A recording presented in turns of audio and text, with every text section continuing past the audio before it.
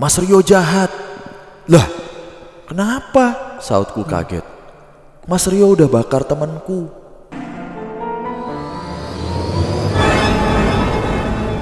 Assalamualaikum warahmatullahi wabarakatuh. Shalom, Om Swastiastu. Namo Buddhaya. Salam kebajikan. Selamat datang kembali di YouTube channel PMK. Ya, setelah libur karena Mas Danu dan Mas Dencil harus isoman dulu. Oke, jadi seperti itu. Tapi mudah-mudahan semuanya yang nonton sehat ya. Amin. Udah mau di penghujung akhir tahun. Bahkan ya. Terima kasih teman Kliwon yang sudah setia menemani kita, yang sudah subscribe dan lain-lain ya. Ya, jadi sebelum mulai cerita, silakan nyalakan dulu tombol notifikasi biar nggak ketinggalan video-video yang baru. Dan jangan lupa untuk subscribe channel PMK juga. Betul. Terima kasih. Oke, kita masuk ke cerita di video kali ini. Oke, ini cukup menarik karena datangnya dari teman Kristiani beragama Katolik gitu ya. Judulnya aja Berkat Doa Santo Mikael Malaikat Agung. Wah, kita coba ya membacakan apa pengalaman horornya. Nggak horor sih, mungkin pengalaman spiritualnya gitu ya. Salam jumpa podcast Malam Kliwon. Aku Tinus dari Surabaya. Kali ini aku menceritakan kisah horor spiritual temanku. Apa yang aku tuliskan di sini sudah di-approve sama yang bersangkutan. Semua nama, orang, dan tempat juga sudah disamarkan. Ceritanya cukup panjang karena sayang sekali kalau detail-detailnya harus dikurangi. Justru itu yang bikin menarik. Aku sendiri berharap cerita ini dibacakan di YouTube. Oke, jadi request nih. Tapi monggo bagaimana enaknya aja di Spotify pun juga gak jadi soal. Dan ini dia ceritanya. Namaku Rio. Aku menceritakan salah satu pengalamanku ketika aku masih menjadi mahasiswa di sebuah universitas di Surabaya di akhir Juli 2018. Pengalaman horor spiritual ini terjadi di sebuah kegiatan kampus. Sebentar. Ini dia menceritakan Rio apa tadi tuh preambulnya dia untuk nggak dibacakan nih? Apa yang aku tuliskan di sini sudah di-approve sama yang bersangkutan. Semua nama, orang, dan tempat juga disamarkan. Oh, kali ini aku menceritakan kisah horor spiritual temanku. Ya, Iya. namanya Rio. Oke. Pengalaman horor spiritual ini terjadi di sebuah kegiatan kampus. Sebutlah jurusan mengabdi. Semacam KKN tapi hanya 3 hari. Dari hari Jumat sampai dengan hari Minggu. Kegiatan ini berlokasi di sebuah desa di kota tetangga. Desa itu terletak di bagian timur kota, kecil dan cukup pelosok. Masyarakat di sana hidup berdampingan secara harmonis dengan tradisi. Kegiatan seperti sedekah bumi masih sering dirayakan. Pun juga ada sebuah pesarean. Pesarean adalah makam leluhur yang disakralkan dari seorang dewi yang dipercaya sebagai salah seorang istri dari Wali Songo. Salah seorang Wali Songo. Kejadian aneh sudah dimulai saat kami dan survei ke tempat kegiatan. Saat kami berencana mungkin ya, atau pergi survei ya mungkin ya. Ada 2 kejadian. Pertama, ketika sedang berkendara dengan motor menuju desa. Seorang temanku melihat ular besar yang melintas di jalan dan hampir melindasnya. Temanku seketika ngerem mendadak, tapi ular tersebut gak ada. Bagi sebagian orang, melihat ular saat di jalan dalam perjalanan ke suatu tempat adalah pertanda yang kurang baik. Kami tetap melanjutkan perjalanan dan gak berpikir macam-macam tentang ini. Kedua, ketika kami menghadap pengurus desa, kami justru diminta untuk sowan ke Pak Ustadz terlebih dulu. Pak Ustadz mengatakan, silahkan tinggal di rumah sebelah rumah saya, itu kosong. Aku sendiri merasa gak nyaman karena kondisi rumah tersebut, karena gak tertata, penerangan yang minim, dan hanya bagian depan saja yang bersih karena biasa dipakai untuk ngaji. Perhatianku seketika tertuju pada sebuah buntalan kain lusuh di balik pintu depan.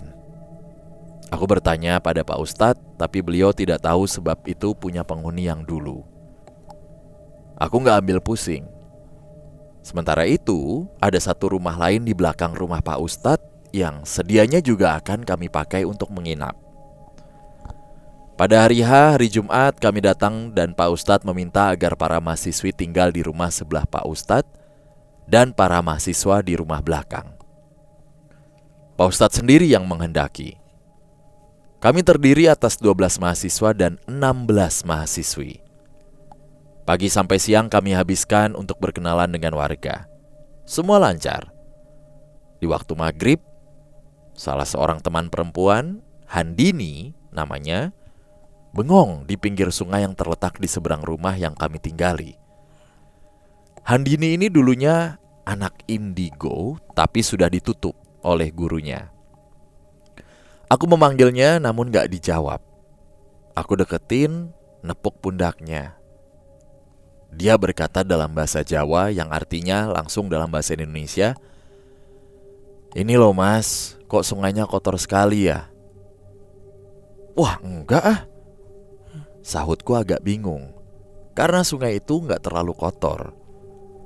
Lalu aku menyarankan agar Handini segera sholat. Wah, ini udah mulai gak beres, gumamku di dalam hati. Ketika malam tiba, saat nyantai, seorang teman perempuan mendatangi kami di rumah belakang. "Ovi kesurupan," ucapnya tergopoh-gopoh. Ovi ini adalah salah satu teman perempuan kami. Ovi kemudian diruqyah oleh beberapa teman yang memang bisa untuk meruqyah, sementara yang lain membantu memegang Ovi sembari membaca doa. Ovi mengerang, suasana sungguh gak enak. Ruqyah berlangsung cukup lama, dari pukul 9 malam sampai pukul 1:30 malam. Keanehan lain terjadi. Di saat prosesi ruqyah, ada rumah tetangga yang memutar tembang Jawa. Dan yang empunya rumah, seorang nenek, menari di ruang tamu rumah tersebut. Entah apa hubungannya dengan yang kami alami, tapi aneh aja rasanya. Nah, usut punya usut, kesurupan malam itu terjadi berkaitan dengan seorang temanku yang indigo. Namanya Sarah. Ia punya pegangan dan mungkin penghuni setempat mau berkenalan. Malam itu pun akhirnya berlalu. Ovi sudah mulai tenang dan beberapa dari kami berjaga secara bergantian. Di hari kedua, hari Sabtu, di siang hari setelah kegiatan, Ovi kembali kesurupan. Dan kali ini bersama Handini. Melihat situasi yang kacau, kami berinisiatif untuk berdoa di pasarean Sang Dewi yang disakralkan itu. Menurut juru kunci makam, kesurupan yang kami alami terjadi karena kecerobohan kami sendiri. Ovi ternyata membuang bekas, datang bulannya sembarangan. Tutur si juru kunci. Si juru kunci juga mengatakan bahwa yang kami alami ini gak ada hubungannya dengan Sang Dewi. Malam itu kami semua kelelahan.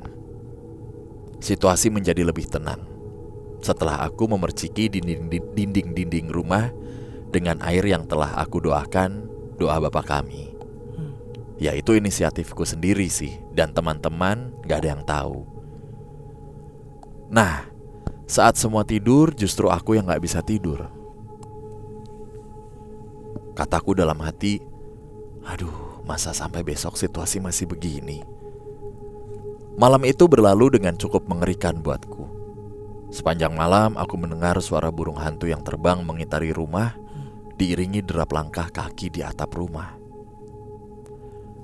Di hari terakhir, hari Minggu, kami memutuskan bahwa kegiatan ditiadakan karena situasi yang kacau. Ketika hendak pulang, Ovi malah merengek gak mau pulang. "Aku gak mau ninggalin temanku," ujarnya. Teman yang dimaksud Ovi adalah teman yang lain yang tak kasat mata. Mendengar itu, ditambah kondisi badan yang capek, aku jadi kesel. Lalu aku mengajak Sarah, temanku yang indigo tadi, untuk menunjukkan di mana teman Ovi itu berada. Sarah menunjuk satu titik di depan kamar. Nah, aku baru sadar bahwa tempat itulah yang ditunjuk-tunjuk oleh Ovi selama ia kesurupan semalam. Aku berdoa seadanya, dalam kepercayaan Salam Maria dan Bapa kami, dan juga sebagainya. Lalu aku mendengar bisikan entah dari mana, doa Santo Mikael. Ya, aku tahu doa itu tapi aku gak hafal. Aku mencarinya tuh di internet dan mendoakannya. Ketika aku berdoa, Sarah memintaku untuk segera menyelesaikannya karena makhluk itu tampak gak seneng dan seakan mau menyerang. Selesai berdoa, aku dan Sarah kembali ke rumah belakang di mana semuanya berkumpul. Sarah bilang kepadaku, di Katolik bisa juga begitu ya? Gitu. Bisa begitu juga ya? Bisa apa nih? Tanyaku heran. Sarah lalu menjelaskan bahwa makhluk di sana tadi seorang anak kecil dan perempuan, terbakar habis karena doa yang aku panjatkan. Ya gitu deh, jawabku singkat. Ya aku gak tahu harus berkata apa. Yang aku tahu bahwa aku berusaha berdoa dengan segenap imanku. Itu aja udah. Sesampainya di rumah belakang, Ovi sudah tampak membaik. Ia berkata padaku, "Mas Rio jahat." "Lah, kenapa?" sautku kaget. "Mas Rio udah bakar temanku," jawabnya sembari menatapku tajam. Jujur aku kaget. Bagaimana Ovi bisa tahu? Wah, sudahlah, aku gak ambil pusing. Walaupun rencana kegiatan gak sesuai harapan, setidaknya situasi sudah membaik. Puji Tuhan, setelah itu kami beberes dan kembali ke rumah atau kos kami masing-masing. Demikian cerita dari temanku. Siapa itu Santo Mikael? Di dalam iman Katolik, Mikael adalah salah satu dari 3 malaikat utama yang melayani Allah. Ia disebut juga sebagai malaikat agung Santo Mikael. Selain itu ada Rafael dan Gabriel. Mereka memiliki tugas masing-masing. Nah, tradisi gereja meyakini bahwa malaikat agung Santo Mikael adalah pemimpin bala tentara malaikat dalam pertempuran melawan kekuatan jahat. Kurang lebih begitu. Terima kasih sudah dibacakan. Sukses selalu podcast Malam Kliwon. Amin.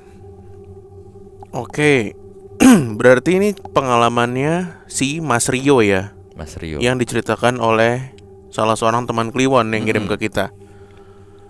Oke, semuanya itu berawal dari Ovi ya tadi ya, yang sembarangan buang mungkin bekas pembalut kali ya. Enggak, menurut gua. Apanya dong? Ovi sembarangan masak air. Ovi kumis. Goblok. Lah, hantu sono nggak terima. Iya, Mente sembarangan masak air. Biar apa? Biar mateng. Masak air. Biar mateng. Iya. Ada beberapa yang pengen gua ulas nih di cerita ini. Yang pertama, gua nggak tahu, mungkin Mas Danu tahu karena Mas Danu yang beragama Muslim di sini. Nggak tahu juga pengetahuan sejarahnya sejauh mana tentang Wali Songo. Gue baru tahu ada Dewi yang ternyata katanya salah satu istri dari seorang Wali Songo. Baru tahu nih gue. Gimana ya? Dewi itu dalam artian apa ya? Nah, nggak tahu gue. Mungkin untuk masyarakat sekitar itu jadi apa ya? Ya kayak nggak apa? Bukan Dewi itu bukan. Dewi kan bukan konsep yang dikenal dalam agama Islam gitu loh. Iya, mungkin kayak kan? Sang Hyang Dewi gitu kan, kayak kan Dewi. Udah ini banget. Ini mungkin sosok bangsawan kali ya, atau yang dimuliakan lah di daerah sana. Dewi ini sebagai representatif aja nih, sebutan Dewi kata di sini mungkin ya. Iya, mungkin ya. Nah, lalu agak jumping sedikit ke bawah sebelum kita ngulas cerita. Tadi tuh gue hampir ketawa karena ini gue bukan maksudnya, gue Katolik di sini, tapi apa yang diucapkan Sarah kadang juga gue ya gimana ya, sebenarnya semua agama mah bisa gitu ya, karena kan agama bahasa untuk kita imani lah ya. Ya sebenarnya itu hak segala bangsa untuk kita beragama gitu kan. Orang di undang-undang aja diatur kok itu kebebasan lo untuk memilih gitu. Yang penting iman kita sejauh apa gitu. Nah mungkin di sini yang gue sering lihat dan lain-lain itu kan, dan gue banyak dari dulu temen muslim gitu ya, yang mana kalau ada orang yang kesurupan atau apa gitu, kadang gue persilahkan, lo aja dah, gue takut nggak mempan. Iya. Paham gak sih lo? Iya. Takutnya kagak ngerti kan. Kan makanya Sarah lah, Katolik bisa juga begitu ya. Bisa, boleh juga lu Katolik. Iya, gue aja sekarang lihat sih itu kebakaran. Iya, maksud gue, ya kan emang kalau di ini sih merujuk ke film-film gitu ya, atau kebiasaan diri dari kita bersinggungannya kan dengan film-film Hollywood, terus juga Latin gitu-gitu kan, penggambarannya ketika didoakan kebakar gitu kan, rata-rata kalau di Kristiani kayak gitu tuh. Cuman ampuh juga tuh gitu kan. Iya. Kalau gue mah lo dah yang bacain gitu. Takutnya kan hantu-hantu atau jin-jin di sini juga menganut agama mayoritas gitu ya. Takutnya kagak ngerti gitu roaming doanya. Makanya tadi si Sarah, bahkan Bimo sendiri juga akhirnya mempersilahkan kalau ada kejadian kayak gini ya yang Islam aja deh yang maju gitu kan. Iya. Bukan maksudnya gue gimana gitu ya, cuman takutnya roaming aja gitu. Iman kan beda-beda ya. Emang ini masalah keraguan aja sih sebenarnya gitu. Kalau kita yakin mah sebenarnya tanpa bahasa agama pun yang diakui gitu ya gitu. Ya mungkin bisa gitu ya. Udah pasti bisa kalau imannya apa yang kita imani dan kita percayakan begitu.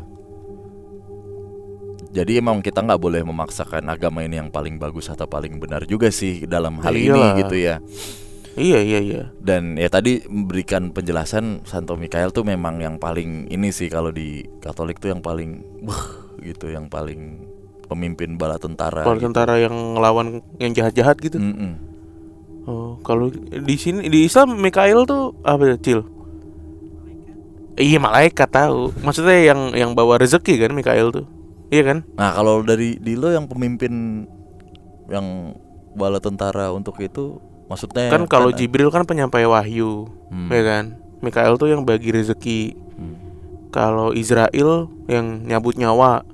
Yang paling menakutkan tuh sebenarnya Israel yang paling ditakutin. Cuman Israel nggak berani nyabut nyawa Nabi Musa. Iya kan ya, bener ya? Ntar gue salah lagi. Ya nggak apa-apa, dibenerin sama teman gue. Iya bener ya. Kalau sampai ada yang komen ngata-ngatain nih di sini, wah fix tuh. Gue lupa deh. Apakah enak tuh kolom komen bertukar pengetahuan supaya kita jadi sama-sama tahu. Gue lupa gitu deh. Israel tuh sempat ada keraguan ketika dia mau nyabut nyawa. Gue lupa antara Nabi Musa atau Umar bin Khattab gitu. Pokoknya itu saking perkasanya si ini ya, manusia yang yang diberikan kelebihan sama Tuhan ini gitu. Sampai dia tuh geter gitu mau nyabut. Gila loh. Iya. Malaikat takut sama orang. Dan doanya memang nggak lazim, makanya si Rio tadi nggak hafal kan. Maksudnya nggak lazim diutarakan gitu. Doanya agak ada doanya, iya, tapi nggak umum. Nggak umum gitu. Nggak umum. Mungkin dia nggak hafal pun satannya kebakar tuh ya. Ya berarti kan kuat. Sepenglihatan si Sarah ya. Ya ini balik lagi terlepas dari kuatnya imannya seorang dalam hal ini Mas Rio.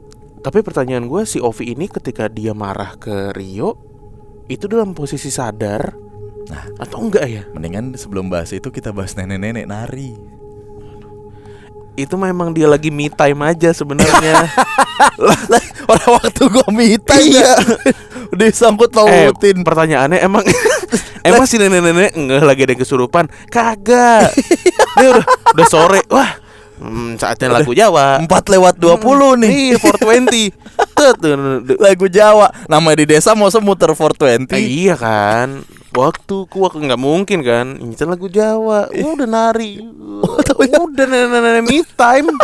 Wah, ini lagi kesurupan lah, dia juga kagak tahu ya. Iya, dia ngeliat ada yang kesurupan kok ini nari. Ih, aneh banget. Nah, Emang nenek-nenek ini tahu ada yang kesurupan? nah dari POV nenek ngelihat orang-orang liatin dia dari jauh malah seneng. Makin. Ini kebudayaan lokal yang harus diapresiasi. Orang-orang sedang memandangku. Nah, makin dia. Iya kan? Iya, nenek-nenek lari di teras. Iya. Ayo cu. Iya. Nenek-nenek Jawa me time. Iya, dia nggak peduli itu sama yang Kagak bener. nggak tahu. Itu nenek Jawa me time guys. Bener. Iya. Iyalah. Lagi asik kok. Iya juga ya. Iya. Bodoh emang amat. Kalaupun tahu juga bodoh amat dia. urusannya apa sama saya? Gitu kan? Ini mahasiswa kesurupan, ya kan? Udah ada yang ngeruqyah. Urusannya apa sama saya? Saya wanita tua Jawa, hanya ingin berdansa. Saya wanita tua Jawa, hanya ingin berdansa. Urusannya apa sama saya? Urusannya apa? Ayo. Saya setel kencengin lagu lagi kayak. Saya kencengin lagi ya musiknya. Tadi dikecilin. Kecilin dulu. Nek, apa sih? Ganggu aja. Itu ada yang kesurupan. Loh, saya nenek Jawa. saya wanita tua Jawa. Jawa. Hanya ingin berdansa. Urusannya apa dengan saya? Saya kencengin lagi ya. Saya kencengin lagi ya. Bodoh amat. Dan salah. Iya. Aduh, semutan. orang juru kunci aja nggak ada hubungannya sama gue, gitu Iya kan? Iya. Gue dibawa-bawa. Enggak ada hubungannya sama ini. Paling gue cuma ngingetin tuh sembarang buangnya gitu. Oh, ngakak aja gue disangkut pautin. Nggak dulu dah. Padahal mah emang ya gue lagi. Males ya. Coba lo juru kunci. Nih gue mahasiswa. Ya kan? Pak, ini ada yang kesurupan, Pak. Kira-kira kenapa ya, Pak ya? Siapa namanya? Masa Pak Ovi? Si Ovi. Ovi itu kalau kita lihat-lihat lagi dapet ya. Ini orang mana sih, orang Jawa ya? Orang Jawa. Kenapa orang Sawangan yang keluar? Kebiasaan. Iya. Terus lu nanti pokoknya nggak ada urusannya sama lu. Nanti gue ada lagi satu scene lagi. Nah, nih lo yang langsung nggak ada urusannya gitu. Ovi, Pak. Oke. Kira-kira kenapa ya, Pak? Ovi kesurupan. Iya. Urusannya apa sama saya?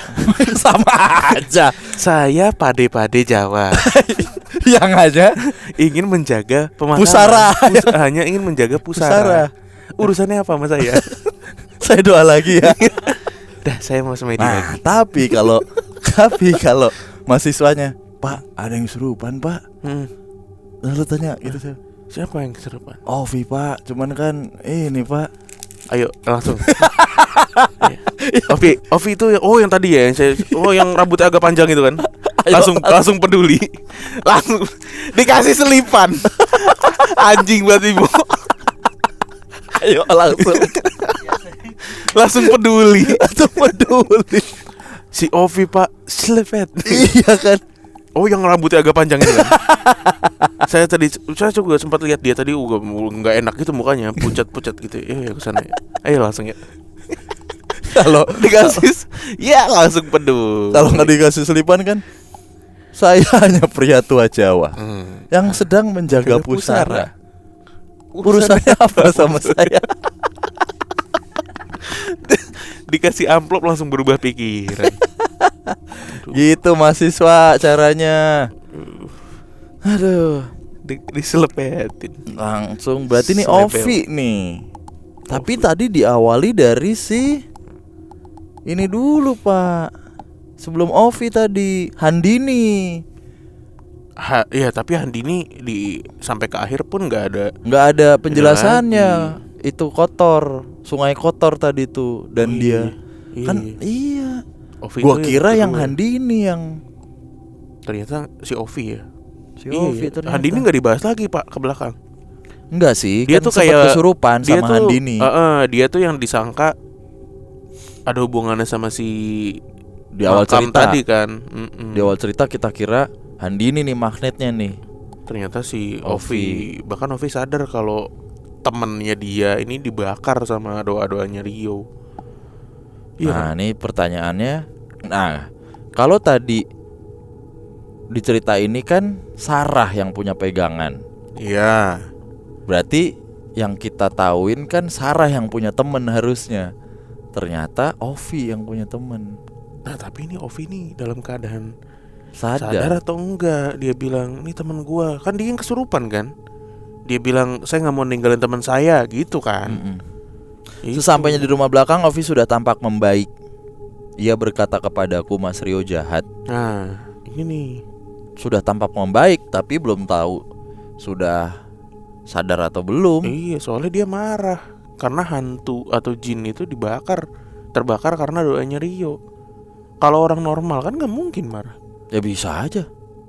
Kalau emang temen yang dibakar beneran. Iya. Mas Rio jahat gitu. Itu teman saya lagi diikat gitu ya. Oh, tolong. Bau sangit ya. Ay, kayak copet ya. Dibakar masa. Iya. Iya. Wah, ini tapi belum terjawab berarti cerita ini ya. KKN-nya daerah mana tadi ya? Disebut gak sih? Ada. Lupa lagi gue. Kampusnya di Surabaya. KKN-nya? Sebutlah jurusan mengabdi. Di sebuah kegiatan kampus jurusan mengabdi. Jurusan mengabdi ini guru nih. Kayaknya guru. Harusnya guru. Bagian timur kota kecil Di desa kota tetangga. Kota tetangga ya ada Malang, ya ada Sidoarjo. banyak banget sih. Oke lah. Ya salah satu cluenya ya ini aja coba nih. Pasarean Dewi Wali Songo. Nah, tuh kalau mau nyari tuh ntar aja lah. Atau teman Kliwon juga tahu kali ya. Pasarean baru denger deh gue istilah itu tuh. Sarean ya gue mah Dari sering. kata apa sih? Sare itu tidur. Sare. Sare. Iya sare. Aku Gusti sare Allah dulu buatin ya. sare. Buatan sare. Istirahat lah. Oh. Pasareannya tempat peristirahatan Iya, tempat gitu. peristirahatan. Biasanya nih gue nanti akan pulang kan ke Solo ya. Pasti nyekar di Sarean gitu. Sarean tuh ya peristirahatan lah, tempat peristirahatan iya, terakhir gitu. Makam gitu. Oke. Abis ini kita mau ngelihat video nenek-nenek me time. Jadi makasih ya. Ini siapa yang cerita tadi? Temennya Rio yang ngirim. Tinus. Nah, Tinus nih pasti namanya Martinus. Iya, Justinus juga bisa. Tapi- Kalau Katolik ya. Sih. Nama-nama santo tuh Justinus, Martinus, Martinus. Agustinus tuh. Iya nih, panggilannya Tinus. Iya. Makasih nih Mas Tinus ceritanya. Buat teman Kliwon yang lain jangan lupa untuk di subscribe dan nyalakan tombol notifikasi ya. Ya. Kita ketemu di video berikutnya. Bye.